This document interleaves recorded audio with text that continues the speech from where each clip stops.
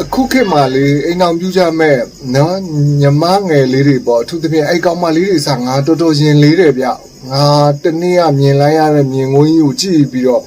ငါလောကကြီးကိုစွန့်အားသွားပြီးလောကကြီးကြပြောင်းကြပြန်နေဖြစ်ပြီးဘာတွေဖြစ်ကုန်တာလဲဆိုပြီးတော့ကိုလည်းမယုံဘူးလောကကြီးကိုလည်းငါမယုံတော့ပြောပြအောင်မနော်ဒီလိုမိန်းကလေးတွေနော်အစ်စ်မတွေပလင်ွယ်ရှာတယ်ဆိုတာတကယ်ရှိတယ်နော်ငါတို့ခေတ်တွေတော့အဲ့လောက်မကြားဘူးမမြင်ဘူးငါအခုအသက်40အရွယ်ရောက်တဲ့ခါမှာငါဒူးတွေနဖူးတွေမြင်ဘူးတာငါပြောပြအောင်မှအဲ့တော့တရသားပေါ့နော်အဲ့ကကြတော့တငယ်ချင်းကလည်း LGBT ပဲယောက်ျားလေးလိုပဲကိုလိုပဲနော်အဲ့လိုမိန်းကလေးလိုမဟုတ်ဘူးသူကတအားခင်တဲ့ခါကျကိုထွန်းနာမောတဲ့ဒီညတဲ့ဘီယာဆိုင်တော့မတောက်ကြနဲ့ခမည်းနဲ့ကျွန်တော်လည်းပဲရှိတာဆိုတော့တဲ့ကျွန်တော်တငယ်ချင်းနဲ့မိတ်ကအလှပြင်နဲ့မာမီရတဲ့ဒီနေ့ခေါ်ထားတာတဲ့သူကတအားရီရတာတဲ့ကိုထွန်းလောက်မို့လဲလိုင်းပေါ်မှာတိတယ်တဲ့နော်အဲ့တော့ကျတော့ကိုထွန်းလောက်မို့နဲ့ခွေးရင်နောင်ရင်းနဲ့ပေါ့နော်အဲ့ဘီယာတောက်ဖို့သူကခေါ်တာတဲ့ကိုထွန်းလောက်မို့ခေါ်ခဲ့ပါပေါ့နော်အဲ့နဲ့ခွေကြရအောင်ဆိုပြီးတော့ကိုကတော့အေးပေါ့ပြောစရာကောင်းတယ်လေမာမီလေးနဲ့တောက်ရတာဆိုတဲ့ခါကျအေးအဲ့ဆိုလိုက်ခဲ့မယ်ပေါ့နော်အဲ့နဲ့ကိုကလိုက်သွားရောလိုက်သွားတယ်အဲ့မှာသူ့ရဲ့မိတ်ကပ်ဆိုင်ပေါ့နော်မိတ်ကပ်ဆိုင်မှာမာမီကခုနခတ်ဝါဝခတ်တောင်းတောင်းမသိရင်စူမိုနဘန်းသမားလိုပဲပေါင်ကျင်က150လောက်ရှိတယ်ကွယ်ဝါဝတုတ်တုတ်နဲ့သပင်ကအရှိဒီလိုတရီစတက်ကလေးနဲ့စီးထားပြီးမြခုံးမွေးတဲ့ကြောင်ဆွဲနဲ့နှကန်းကြီးတွေနဲ့မိတ်ကပ်တွေနဲ့ပါတိတ်ဝမ်းဆက်နဲ့မိန်းကလေးလိုပဲနေတာသူကအဲ့လိုနဲ့ကိုတို့တွေကအဲ့မှာတောက်ကြပေါ့နော်ရည်စရာတွေပြောပြီးတော့တောက်ကြတောက်နေတော့ရှိသေးတယ်နောက်ထပ်15မိနစ်လောက်နေတဲ့ခါကျတော့ကုမ္ပဏီကဝန်ထမ်းတွေရောက်ချလာမာမီရဲ့ပတ်သက်တင်နေမှာပေါ့နော်အဲ့တော့ဘာဖူချီဆက်ပြားဆိုလားလက်ဆက်ပြားဆိုလားမသိပါဘူးအဲ့ဒီအကောင်လေး2ယောက်ရောက်လာနော်အဲ့ကောင်လေးကအသက်အစိတ်လောက်ရှိမှာပေါ့အဲ့ဒီဝန်ထမ်းလေးတွေကနော်ရုပ်ကလေးတွေကလည်းခက်ချောချောခက်ဖြောင်းဖြောင်းလေးတွေပါပဲနော်အဲ့မှာယောက်ျားပြသားသားပုံစံမျိုးလေးတွေပါပဲအဲ့နဲ့အတူတူတောက်ဖို့လာကြတာသူတို့ကလည်းပြင်းလို့တဲ့မာမီစီလာတာတဲ့နော်အဲ့ဒါနဲ့ငါတို့အဖွဲ့နဲ့တွေ့တာပေါ့အဲ့စုစုပေါင်း6ယောက်9ယောက်လောက်ရှိတယ်ကွတောက်ပြီးခဏနေတော့ဖုံးလာအဲ့ဒီထဲကအကောင်လေးနော်ကောင်လေးအဲ့ခုနခတ်ချောချောခတ်တန်းတန်းကောင်လေးကဖုံးလာသူ့စော်စီကလာနေတာနော်အေးတဲ့ငါဒီရတဲ့တငယ်ချင်းတွေနေတဲ့ဒီညဘီယာတောက်มาတဲ့အမေကိုလည်းပြောထားပြီးပြီတဲ့အိမ်မပြန်ဘူးတဲ့ချစ်တဲ့တဲဘာညာကွိကွာပေါ့နော်စိတ်ချဘာညာပေါ့နော်ဒီမှာယောက်ျားလေးကြီးတောက်နေတာပေါ့နော်ငါတို့ဒီညတောက်ပြီးတော့လို့ရှိရင်ညင်းနဲ့လို့မလို့မပြန်တော့ဘူးဘာညာတဲစိတ်ချတော့ဘာညာကွိကွာနဲ့ဆိုတော့သူ့ကောင်မလေးနဲ့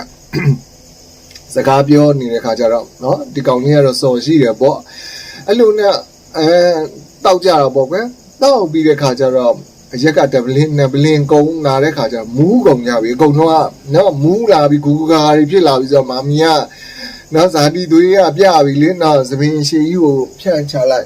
ဖြန့်ချလိုက်ပြီးတော့မောင်လေးရဲ့နော်အမလေးဘာဖြစ်တယ်ညာဖြစ်တယ်ပေါင်နေပွတ်လိုက်နော်အကောင်လေးပေါ်သွားပြီးတော့ခေါင်းလေးအုံပြီးတော့သွားလိုက်နေသူကလမ်းကြောင်းရေလာမြောင်းပွေးတွေလုံနေပြီတဲနေပြီမြောင်းနေဖောက်နေပြီပြီးတော့မာမီတဲနေပြီဆိုတဲ့ခါကျတော့နော်ကျန်တဲ့လူတွေသွားရှုပ်လို့မရဘူးလေငါနဲ့ကောင်လေးကကောင်လေးကလည်းဒီတိုင်းလက်ခံနေဆိုတော့သူတို့ချင်းချင်းကြည်ပြူလို့ဒါသူတို့ကိစ္စလေးနော်အဲ့ဒါနဲ့အဲ့လိုနဲ့ဒီမှာရည်စရာတွေပြောကြပါတော့မောင်လေးတဲ့အမတဲ့ဖြတ်ပေါက်ချုပ်လုပ်ပြီးသွားပြီဟုတ်လည်းမဟုတ်ဘဲနဲ့ရှောက်ပြောနေအဲ့ဒါတဲ့လူပိပိပေါ့နော်လူစမူစာတက်လို့ရှိရင်လည်းဈေးရမ်းကြီးတာတဲ့အဲ့အကြောင်းမလို့တဲ့အမတဲ့အဲ့ဒါတဲ့လူစမူစာတော့မတက်ထားဘူးတဲ့အဲ့ဒါတဲ့ဝက်စမူစာတက်ထားတာတဲ့အဲ့ဒါမောင်လေးဒီညရဲ့စမ်းတက်ချင်ရတယ်တော့ဘာညာဟိုကောင်လေးလည်းအမတော့ပါပြီတဲ့ကျွန်တော်အဲ့ဒါတွေဝါသနာမပါပါဘူးတဲ့ဘာညာကွကွာအဲ့လိုနဲ့မူးပြီးတဲ့ခါကျတော့အဲ့မှာကိုတို့တွေကရက်ကလည်းကုန်တဲ့ခါကျတော့အိတ်ချင်မီပေါ့ကွယ်ကိုကအဲ့နဲ့တကယ်ကြည့်လို့ငါအိတ်ချင်မီလို့ဘယ်နာအေးရမှာလဲဆိုတော့အဲ့မှာအပေါ်တက်နော်အပေါ်တက်မှာအဲ့မှာမာမီကပြောတာဆရာတဲ့အဲ့အပေါ်တက်မှာတဲ့ဘုရားကန်းလိုဟာမျိုးကြီးဟော်ကန်ကြီးရှိတယ်လေအဲ့ဟော်ကန်ကြီးထဲမှာတဲ့တကယ်ချင်းတွေပျော်ပပါတဲ့အကုန်အိတ်ရအောင်နဲ့အဲ့မှာစီစဉ်ထားပြီးတဲ့ပန်းငါတွေရောပါတွေရောအဲ့မှာခေါင်းတွေကလည်း5 6လုံးတန်းစီခွာလုံးတွေရောပေါ့နော်ပြားအိတ်ကြမယ်ပေါ့တကယ်ချင်းတွေပေါ့နော်အဲ့လိုနဲ့ကိုကအရင်ဆုံးအိတ်ပြီးတော့နောက်15မိနစ်လောက်နေတဲ့ခါကျတော့အဲ့ဒီကောင်လေးကကိုဘေးနားကိုလာအိတ်ရောနော်လာအိတ်ပြီးတဲ့ခါကျတော့အဲ့နဲ့သူလာအိတ်တယ်ပေါ့ဟိုကိုရဲ့ဟိုအကောင်လေးရဲ့ဘေးကကျတော့ခုနမာမီလာအိတ်နေတာပေါ့နော်အဲ့တော့အိတ်ကြပေါ့နော်လူတွေဒီလောက်အများကြီးဆိုဘာမှလည်းသိတယ်မလဲလှုပ်ရှားလို့လည်းရမှာမဟုတ်ဘူးလေအဲ့ခါကျကိုလည်းစိတ်ချလက်ချနဲ့အိတ်နေတာဒါပေမဲ့ ညကိုအိပ်ပျော်သွားပြီးတနာရီနှစ်နာရီလောက်နေတဲ့အခါမှာအိမ်မက်ဒီလိုလိုဝိုးတော်ဝါးတွေလိုလိုအတန်နေကဘာတန်နေမှမသိကိုကြားလာပြီးတော့အေးအာဟူဝါဟူဝါဒီရမလား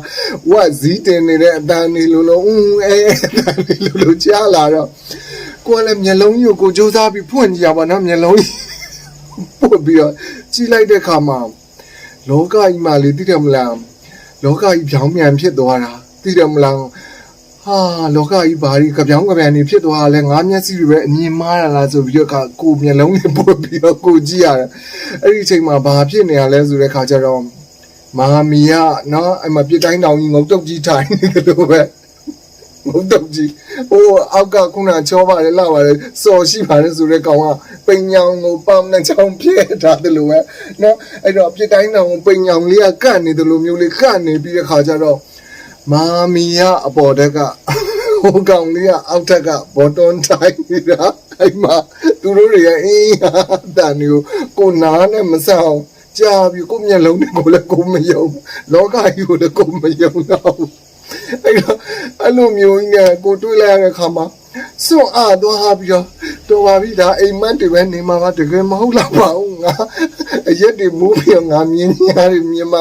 မြင်နေရနေမှာပါလေဆိုပြီးကိုယ်စိတ်ကိုဒုံဒုံချပြီးတဲ့ခါကျမျက်လုံးနှလုံးပိတ်ပြီးကြိတ်မိတ်ပြီးအိပ်ပြောင်းအိပ်ပြီးမှငါအိမ်မက်ထဲမှာလေအိမ်မက်ဆိုးတွေမှန်နေတယ်လို့ပဲငါသူ့ကောင်မလေးဆောင်ငါခေါင်းနေကျင်းပြီးစင်းနေပြီးတော့ဖန်သားနန်းတော်ထဲမှာကနေရတယ်လို့ပဲသူ့ကောင်မလေးဆောင်ငါတွေးပူပြီးတဲ့ခါကျတော့လေငါစိတ်ထိစင်းရပြီးအိပ်ပြောသွားအဲ့ဒါမနေ့က6နာရီခွဲ9နာရီလောက်ရောက်တော့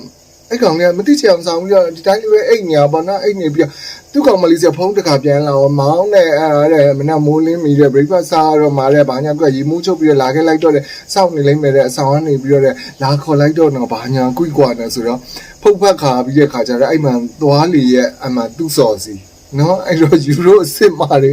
စဉ်းစားတာကြီးငါစိတ်ညစ်တယ်လောကကြီးကိုသိတယ်မို့လားငါမယုံဘူးငါကိုငါလည်းမယုံဘူးငါမျက်လုံးနဲ့ငါလည်းမယုံဘူးလောကကြီးကိုလည်းမယုံတော့စိတ်ညစ်ပါတယ်